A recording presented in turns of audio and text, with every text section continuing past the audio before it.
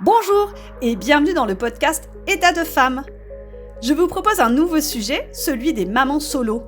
C'est un sujet qui me passionne, que j'ai rencontré tout au long de ma carrière professionnelle et que je rencontre encore dans les cercles de parole citoyenne que j'anime au sein de ma ville. Selon les dernières données de l'INSEE, en France en 2023, 67% des enfants mineurs vivent dans une famille traditionnelle, dont les enfants sont ceux du couple, et 23% dans une famille monoparentale et 10% dans une famille recomposée. Au total, 30% des enfants résident avec un seul de leurs parents, légèrement plus qu'en 2018. Sachez que cette part augmente avec l'âge de l'enfant. Pour les familles monoparentales avec un père, l'augmentation est notable au regard de la faible part de cette configuration familiale, soit 3% en 2018 et 4% en 2023. Aujourd'hui, à mon micro, je reçois Lamia, une bonne pote, une super nana, qui a accepté de se livrer autour de son parcours et de son expérience en tant qu'ex-maman solo. Elle nous parle des moments de découragement, mais aussi des moments de joie. Elle nous parle de toutes les ressources qu'elle a dû mobiliser et de toutes les personnes qui ont été à ses côtés. Lamia, un parcours entre l'injonction d'éduquer son enfant et de tenir le coup, et celui d'être une femme. Bonjour Lamia. Bonjour Nadia. Merci beaucoup d'être présente pour l'enregistrement de notre podcast État de femme. Est-ce que tu pourrais te présenter à nous, s'il te plaît ? Donc je m'appelle Lamia, j'ai 45 ans, je suis maman d'une adolescente, toute mignonne et je suis née dans la région marseillaise et je suis arrivée à Bordeaux il y a à peu près, donc en 2016, donc c'est ça, ouais, il y a presque une dizaine d'années maintenant. Est-ce que tu pourrais nous dire si comment s'est fait ta situation de maman solo ? D'accord, donc en fait, euh, très rapidement, avec mon mari, donc mon ex-mari, mais en l'occurrence, je me suis rendue à l'évidence que j'étais déjà maman solo dans mon couple. C'est pour ça que j'ai décidé de divorcer. C'est mon impulsion, c'est ma décision, c'est moi qui ai demandé le divorce à ce moment-là. Ça s'est très très mal passé. Malheureusement, parce que le père de ma fille, en l'occurrence, au moment où on a posé le mot divorce, la séparation s'est faite et avec la femme et avec l'enfant. Donc, si tu veux, j'ai divorcé de mon mari, il a divorcé de moi et de ma fille. Et je me suis retrouvée maman solo, donc sans revenu, sans rien, sans papa dans la vie de ma fille, et puis tout à refaire, tout à reconstruire. Donc à la fois un choix de ta part de divorcer, mais en même temps quelque chose qui t'a été imposé à toi comme à ta fille. Mais tout à fait, parce que le choix, si tu veux, le choix, il est un peu égoïste, mais à un moment dans sa vie de femme, et surtout quand on devient maman, on se dit, il faut on a des priorités qui sont plus que les nôtres. Enfin, elles ne sont plus les nôtres dans le sens où maintenant on a un enfant. Quand on fait le choix de faire un enfant, c'est pas un choix égoïste, il faut être responsable, il faut savoir l'assumer. Clairement, dans mon ex-mari, je voyais pas, enfin, j'avais pas le sentiment qu'on pensait la même chose. Quant au rôle de père et de mère, du coup, l'impulsion du divorce. Et puis voilà, je pense que de son côté, ça a été un peu une claque qu'il n'a pas vu venir. Je l'entends parfaitement.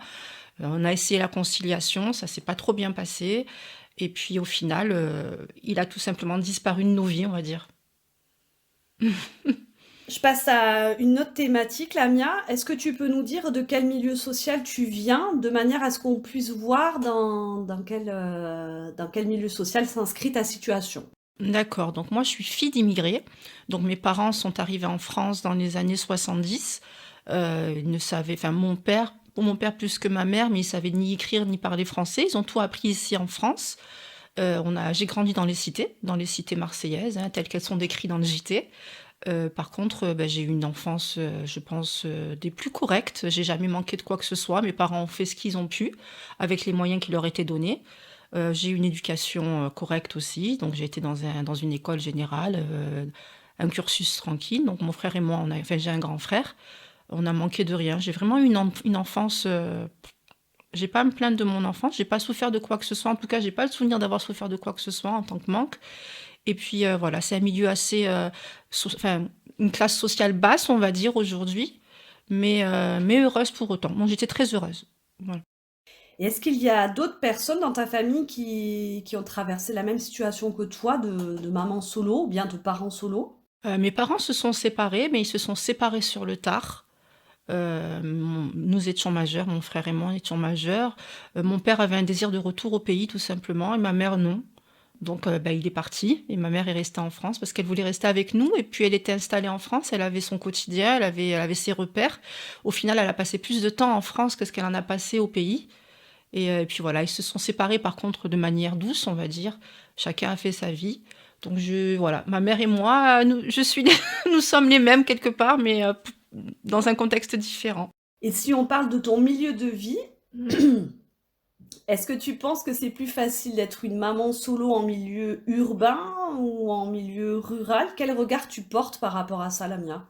Alors avant d'arriver au BARP, j'évoluais dans un milieu urbain, dans le sud de la France. Et a posteriori, je dirais quand même que c'est plus facile d'être maman solo en ville.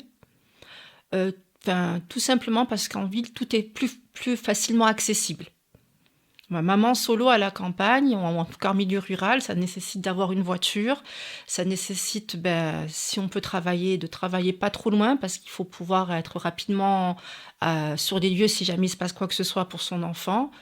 Après, le réseau peut-être en milieu rural, le réseau amical est peut-être plus fort parce que justement, on peut toujours compter sur un voisin qui est là à surveiller l'enfant ou une maman qui peut récupérer l'enfant. Mais ça reste quand même plus facile en milieu urbain. Toutes les administrations, tous les commerces, tout est accessible soit en transport, soit à pied, ce qui n'est pas le cas en milieu rural. En milieu rural, quand on n'a pas de voiture, on est rapidement handicapé. Et la voiture, elle a eu la moyenne de locomotion, ne serait-ce que pour emmener l'enfant à l'école, l'emmener dans des activités parascolaires, ou aller faire ses courses, ou aller travailler. Voilà, c'est assez difficile, je trouve, quand même. Et si on parle de ton choix professionnel, est-ce que tu penses que ton choix professionnel en tant que soignante C'est ça. a été influencé par ta situation de maman solo, de femme? Alors, j'ai toujours travaillé, avant d'être dans le milieu du soin, je travaillais dans le social. Et j'ai toujours aimé travailler au contact des autres et avec les autres. Alors, c'est sûr que j'ai fait cette reconversion professionnelle au moment où je me suis séparée du père de ma fille, parce que peut-être que aussi à cette époque-là, j'étais dans le désir de concrétiser de certains projets, de donner du sens à ma vie. Et puis, je pense que dans la vie de chacun d'entre nous, il y a des moments où il y a des caps à passer. Et on se dit, c'est le moment où je dois prendre ma vie en main, c'est le moment où je dois faire ce que j'ai envie de faire. Et puis forcément, l'enfant est une force dans ce cap à passer. Alors oui et non, parce que j'ai toujours aimé faire ce que je fais, je le faisais avant déjà, mais encore plus maintenant que je suis maman. Ça a plus de sens, on va dire. C'est beau ce que tu nous dis. Et c'est intéressant, effectivement, le lien que tu peux faire finalement entre le divorce, l'émancipation, le fait de sortir d'une situation et de pouvoir se remobiliser pour son projet professionnel et son projet de vie. Encore une autre thématique. Encore une autre thématique. Comment tu concilies ta vie de femme, de mère et de travailleuse? Je sais pas. Alors là, c'est le super pouvoir des femmes. Je sais pas. Il y a des journées où je suis littéralement épuisée, mais physiquement et mentalement, et je fais quand même les choses. C'est un pouvoir de femme, je me dis, parce que des fois, quand j'observe les hommes, j'ai l'impression c'est peut-être une généralité ou un très gros cliché, mais j'ai l'impression ils envisagent pas la vie comme peut-être nous on le fait. Je sais pas, mais c'est difficile, mais j'ai l'impression que ça va de fait avec la vie de mère, en fait, et la vie de femme. On peut pas, moi personnellement, je ne conçois pas la vie de maman en mettant de côté ma vie professionnelle. Je ne pourrais pas être que maman. J'ai quand même besoin d'être aussi, d'avoir mon boulot à côté, d'avoir d'autres activités à côté. Mais comme une fois de plus, c'est mon choix et je veux pas l'imposer à ma fille, je me donne comment te dire, cette force d'arriver à tenir tout, en fait. Si je fais des heures au boulot, parce que je sais que j'en aurai besoin, parce que financièrement, ça va me mettre un peu de beurre dans les épinards. Et puis ce petit beurre que je vais emmener, ça va être un bien-être pour moi et pour ma fille. Et puis il faut quand même, voilà, je peux pas en même temps passer trop de temps au boulot et laisser la maison dans le bazar. Et bon après, voilà, on peut aussi compter sur les siens, mais c'est ce pouvoir, c'est le pouvoir des mamans, quoi. C'est le pouvoir de maman de savoir tout faire ou de pouvoir tout faire, en tout cas. Je sais pas comment on fait. Bah justement, tu as fait la transition. Si je te dis charge mentale, tu me réponds? Immense. Colossal, colossal, colossal. Et est-ce que tu peux nous dire, parce que on va s'en parler après, mais ta situation a changé. Mm. Mais lorsque tu étais en situation de maman solo, est-ce que la charge mentale était différente de celle qu'elle est actuellement, c'est-à-dire maman solo dans une famille recomposée? Est-ce que tu peux nous dire comment était ta charge mentale en Alors, tant que maman solo? forcément, aujourd'hui, elle est beaucoup plus apaisée parce que voilà, j'ai un mari sur lequel je peux me reposer pour pas mal de choses. Mais c'est vrai que cette période-là de maman solo, c'était la guerre, quoi. Il fallait, enfin, j'étais, une fois de plus, c'est moi qui ai pris la décision de me séparer du père de ma fille. Ma fille était toute petite, elle comprenait pas ce qui se passait autour d'elle. Et il fallait pas qu'elle souffre de mon choix, en fait. Donc, c'était ma charge, c'était ma responsabilité de faire que son quotidien ne change en rien, de faire qu'elle ne manque en rien. Parce que, faut être clair, quand tu te sépares de quelqu'un, tu te sépares aussi de son portefeuille. C'est peut-être grossier de dire les choses comme ça, mais tu te retrouves de 2 salaires à un salaire, tu te retrouves seule à payer le loyer, seule à faire les courses. Et puis, dans ma situation, vu que le papa avait décidé de partir complètement, il n'y avait pas de pension alimentaire, c'est des petits à côté qui font que, voilà. Donc, il fallait que je travaille 2 fois plus, il fallait que je fasse à côté de ça toutes les démarches pour. Et dans le même temps, ma fille, elle devait pouvoir organiser ses anniversaires comme si de rien n'était, pouvoir demander le dernier jouet à Noël ou à son anniversaire comme si de rien n'était. Et puis surtout, moi, je me voyais pas lui dire non, maman, elle peut pas parce qu'elle est seule maintenant qu'elle a décidé de partir, tu vois. Et c'est pas. Et donc oui, cette charge mentale à cette époque-là, sans compter le fait que je décide de partir, de quitter ma région, de changer de boulot, c'était un chaos. Mais aujourd'hui, ça va mieux, je suis apaisée. Mais à cette époque-là, avec le recul, je me dis, mais mon Dieu, waouh! Waouh, effectivement, on est d'accord. Par rapport à ce que tu nous dis, est-ce que tu penses que le fait d'avoir traversé cette expérience de maman solo t'apporte quelque chose en plus par rapport aux mamans dans des familles ordinaires, entre guillemets, quoi? Alors j'ai peut-être un peu plus de rage qu'elle, je dirais, je sais pas. Je sais pas si ça se dit, si c'est correct de dire ça, mais je suis une guerrière, hein, je pense, hein. Ah, moi, je pense que, mais en tout cas, je sais que je suis une maman louve aujourd'hui par rapport à. Je l'étais déjà, hein, je l'étais déjà, mais là, je suis une maman louve, une guerrière. Il y a, enfin, pour mes enfants, parce que maman de famille recomposée, pour mes enfants, mais je serais prête à faire. Il n'y a rien qui m'effraie. Il n'y a rien qui m'effraie. Tant que physiquement je peux le faire, je le ferai. Vraiment. Et je pense que c'est, ouais. Enfin, malheureusement, de cette expérience négative, en tout cas, il y a eu un positif. Aujourd'hui, il n'y a pas grand-chose qui m'effraie. Enfin, mis à part, voilà, quoi que ce soit qui puisse arriver de physiquement à mes enfants, mais pour tout le reste, je pourrais rechanger de boulot, repartir, redéménager. J'ai déjà fait, si tu veux. J'ai déjà fait recommencer à zéro avec un compte à plus que négatif, sans logement, pas de toit, ça ne m'effraie plus. J'ai fait tout ça. Je suis partie avec ma caisse, avec des sacs poubelles remplis de linge. J'ai traversé la France, j'ai tout fait. Donc, Plus rien ne t'effraie. sauf, voilà, mais non, tant qu'on touche pas à mes enfants, pour tout le reste, plus rien ne m'effraie. Et c'est quoi ton meilleur souvenir et ton pire souvenir en tant que maman solo, comme ça? Les meilleurs souvenirs, enfin, c'est peut-être pas un souvenir, c'est aujourd'hui quand je vois ma fille, je me dis que ça va, j'ai fait le job. Donc ouais, l'avoir sourire, l'avoir au quotidien épanoui, pas avoir souffert de cette séparation, ça c'est un souvenir au quotidien. Et puis le pire souvenir, la solitude des premiers temps. Quand tu te dis, en fait, quand tu te sépares d'une personne, ça reste un échec. Ça reste un échec parce que quand tu prends la décision d'avoir un enfant avec une personne, c'est que tu te vois quand même sur un très long terme. Et puis quand cette évidence n'est plus, ça fait mal au cœur. Ça brise le cœur littéralement, quoi. Donc c'est mon pire souvenir, ça, on va dire. Merci Lamia de tout ce que tu nous livres. Un récit très émouvant, très fort et Et ouais, je pense qu'on entend bien toutes les compétences, tout ce que tu as pu développer aussi à travers cette expérience-là. Bravo pour ça. Et sur un plan politique, est-ce que tu as l'impression d'avoir été, ou en tout cas que les mamans solo soient repérées dans l'espace public et ciblées par les politiques publiques? Je ne sais pas si ma question est très claire, Non. mais est-ce que tu penses, toi, par rapport à ton expérience, que les politiques étaient adaptées, ont pu répondre à tes besoins en tant que maman solo, par exemple? Mais à cette époque de maman solo, j'étais encore dans une ville avec pas mal de dispositifs sociaux à disposition. Et très rapidement, j'ai trouvé, des portes se sont ouvertes, des téléphones se sont décrochés. Et alors, je ne sais pas si ça a lié avec la ville, justement. Et puis le réseau de mamans que j'avais à l'époque aussi, parce que j'avais pas mal de soutien maman, hein, parce que voilà, on est une team maman, solo ou pas solo, mais on est une team maman. Et à cette époque-là, j'ai pas eu le sentiment d'être en difficulté politique, entre guillemets.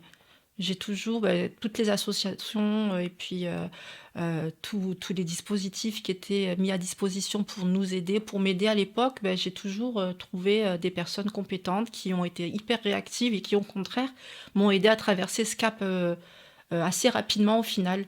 Le fameux cap financier, le temps que les aides se mettent en place, tout ça, mais ça a été assez rapide. Enfin, à mon niveau, j'ai pas à me plaindre.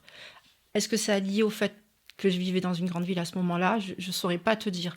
Euh, j'ai pas la pertinence. Aujourd'hui, je ne sais pas si la situation aujourd'hui, en vivant au Barp, je ne saurais pas te dire si ce serait aussi facile. Parce que déjà, il faudrait que je prenne ma voiture et que j'aille trouver une antenne CAF, je ne sais pas où. Et rien que ça.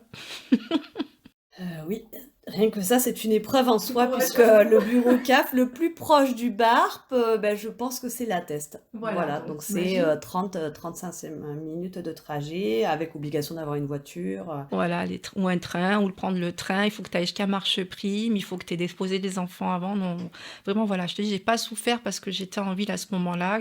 Tout pouvait se faire à pied ou en bus ou en métro. Et puis, je te dis, il y avait le réseau maman, j'avais de la famille sur place aussi. Que ici, dans la région bordelaise, on est tout seul, tu vois, avec mon mari, on n'a pas nos familles à côté. Mais oui, j'ai pas souffert. Voilà, à cette époque-là, j'ai pas souffert. Est-ce que c'est une généralité pour l'ensemble des mamans solo? Je saurais pas te répondre, ça, par contre. Et justement, tu parlais tout à l'heure de l'entourage, c'est une question que je voulais te poser aussi. Quel a été le regard de ton entourage par rapport à ta décision, à ta situation de maman solo? Et est-ce que comment tu considères qu'ils ont été ressources ou pas dans cette situation de maman solo? Ma maman, ressource numéro un, hein, voilà, team maman, hein. J'inclus ma maman dans la team maman. Elle a toujours été à mes côtés. Elle a compris mon choix parce qu'elle a été quand même spectatrice assez proche de notre séparation avec mon ex-mari. Ensuite, le milieu culturel d'où je viens, il a été un peu jugeant dans un premier temps. Mais rapidement, ils se sont rendus à l'évidence que j'avais fait le meilleur des choix. Après, j'avais pas mal d'amis aussi. Voilà, la région d'où je viens, j'y suis née, j'y ai grandi. Donc j'avais tout mon réseau amical. Et non, pas du tout. Non, non, j'ai été sur ça, je me suis pas retrouvée abandonnée de tous. Il y a eu bien sûr ce petit laps de temps où tout le monde se pose la question de savoir si c'est pas une passade, tu sais, parce qu'il y a forcément oui, mais ils vont se remettre ensemble. Bon, t'es sûr? Oh, tu sais, ils sont tous pareils. Tu veux pas essayer maintenant que t'as un enfant? C'est pas pareil. Et puis passer ce cap-là, en fait non, la décision a été prise. Et puis après, mon histoire a pris des proportions autres, mais non, non, ça va. J'ai été soutenue par mes ultra proches. Après, bien sûr, la famille de mon ex-mari a pris le parti de mon mari, et c'est le jeu aussi, hein. C'est le jeu, hein. Je pensais qu'ils allaient peut-être comprendre, même faire une petite conciliation au final, et puis non, hein. Ils ont pris le parti de mon ex-mari, et eux aussi ont disparu de la vie de ma fille aujourd'hui. C'est quand même dommage. Enfin, moi, je le regrette. Ma fille te dirait que non, mais moi, je le regrette parce qu'on a toujours besoin d'avoir des grands-parents, des tantes, des oncles, des cousins et des cousines. C'est important de savoir qu'on a une famille, quoi. La famille, ça reste aujourd'hui une ressource et pas des moindres. C'est un repère, je trouve, dans le quotidien de se dire, c'est ma famille de sang, en tout cas, parce qu'après, tu as la famille de cœur et ça, c'est autre chose. Mm. Et justement, aujourd'hui, on y faisait un petit peu référence au début du podcast, mais tu as fait d'autres choix. Il s'est passé d'autres choses après la situation de maman solo. Est-ce que tu veux nous en dire quelques mots de ta situation actuelle en tant qu'ancienne maman solo ou maman solo dans une famille recomposée? Donc aujourd'hui, je suis remariée avec donc une personne qui a également des enfants d'un premier mariage. Donc on est à la tête d'une famille recomposée. Les premiers temps de notre vie de couple ont été un peu tâtonnants parce que ben voilà, on vient de se séparer, on a des enfants en bas âge. Il faut qu'on trouve un compromis entre l'éducation qu'on peut avoir avec l'autre parent, le milieu et puis ce qu'on a donné par le passé. Puis c'est les enfants aussi. Les enfants, ils sont au centre de tout. Ils n'ont jamais rien demandé. Il s'agit de les préserver. Mais en même temps, il s'agit d'être parent, parce qu'une famille recomposée, ben, ça reste. On a peut-être deux papas, deux mamans, mais on est quand même des papas et des mamans. Donc il faut qu'on arrive à parler d'une même voix pour l'éducation, qu'on arrive à trouver un juste milieu entre ce qu'on tolère nous, parce qu'on est hyper protecteur pour nos enfants, et ce qu'on accepte que ben, le nouveau papa fasse ou pas, tu vois. Et ça a été voilà, une période tâtonnante, mais c'était pas non plus... Aujourd'hui, on a trouvé notre équilibre. Ma fille considère ben, mon mari comme étant son père, surtout maintenant à l'adolescence, et avec le nombre d'années où elle n'a pas connu son vrai père finalement. Versus le nombre d'années qu'elle a passé avec son nouveau père, elle le considère comme son père. Donc pour moi, c'est aussi une petite victoire. C'est là où je te disais tout à l'heure que c'est mon souvenir, c'est mon quotidien. C'est quand je vois ma fille qui est équilibrée au quotidien. Et puis mes beaux-enfants, je les aime comme mes enfants, quoi. D'ailleurs, je n'ai jamais dit mes beaux-enfants. Je les présente jamais comme étant mes beaux-enfants. Je dis mes enfants. Et avec la maman, enfin avec la famille, ça se passe très très bien. Donc c'est une victoire, c'est très beau, on est heureux. On peut dire on est heureux dans notre milieu rural. Et dans votre famille recomposée. Bah, bravo encore pour ça. Lamia, on va arriver sur les 2 dernières questions que je pose à chaque fois. Est-ce que tu peux nous dire dans quel, même si tu nous en as déjà un peu parlé, mais dans quel état, de manière générale, te mettait la situation de maman solo? L'état, c'est l'état général, émotionnel, physique, etc. Et puis les émotions que tu rattacherais à cette situation, qui quand même, bon, je vais pas spoiler, mais moi j'ai entendu quand même beaucoup d'émotions dont tu nous as fait part dans cette situation-là. Est-ce que tu peux nous en dire un mot de, voilà, de dans quel état ça t'a mis, cette situation-là, et les émotions que tu y rattaches L'anxiété, beaucoup d'anxiété, parce que tu étais sur le qui-vive. Quand tu prends la décision de te séparer, je pense que c'est encore... je ne sais pas si c'est pareil que lorsque tu subis la séparation. Quand tu prends la décision, t'es jugé, et du coup, tu te dis, mais qu'est-ce que j'ai fait? Pourquoi j'ai choisi ça? Est-ce que j'ai fait le bon choix? Est-ce que c'est pas une bêtise monumentale? Qu'est-ce que j'ai fait pour moi, pour mon enfant? Et t'es hyper anxieuse. Moi, je me rappelle, les premiers temps, j'en dormais pas. Alors déjà que je dors pas de manière générale, mais là, j'en dormais pas. Et puis, t'es tout le temps sur le qui-vive. T'es sur le qui-vive, et puis c'est un jeu d'échecs. T'as toujours 2, 3 coups d'avance. Il faut que tu puisses anticiper tout. Ouais, c'est beaucoup d'anxiété, beaucoup de nervosité. Ben, la charge mentale à cette époque-là était... Et puis, au fur et à mesure, la résilience. La résilience, puis je pense que quand tu as été très très bas, tu apprends à te contenter rapidement, tu apprends à chaque moment positif, ça te remplit le cœur, pardon. Et puis voilà, c'est voilà, l'anxiété. Voilà, l'anxiété au début. Aujourd'hui, toujours anxieuse, parce que quand t'es maman, t'es anxieuse jusqu'à ce que tes enfants ils soient adultes, et encore, c'est pas gagné. Mais beaucoup de résilience. Aujourd'hui, ça va apaiser. On est apaisé. J'espère en tout cas, et j'ai espoir que le pire est derrière. Merci beaucoup, Lamia, de tout ce que tu nous as livré. Je ne sais pas si tu veux dire un dernier mot avant que l'on clôture. La vie est belle, nos enfants sont forts. Il ne faut pas avoir peur d'assumer certains de nos choix. Maman solo, femme solo, c'est femme d'abord. Il faut savoir s'écouter. Et on aime nos enfants, mais il faut savoir s'aimer aussi. rien n'est insurmontable. Vraiment, rien n'est insurmontable. Voilà. J'espère que vous avez vibré à l'écoute du témoignage de Lamia. J'espère aussi que son récit permettra des prises de conscience autour de toutes ces femmes qui élèvent leurs enfants seules. Si vous voulez me suivre, je vous laisse les coordonnées de ma chaîne YouTube ainsi que de mon compte Spotify. Vous pouvez également me retrouver sur Facebook, sur le profil Nadia en conscience. Je vous souhaite une belle fin de journée. Je vous souhaite plein de prises de conscience et je vous souhaite également le meilleur. Je vous dis à bientôt pour un épisode du podcast État de femme.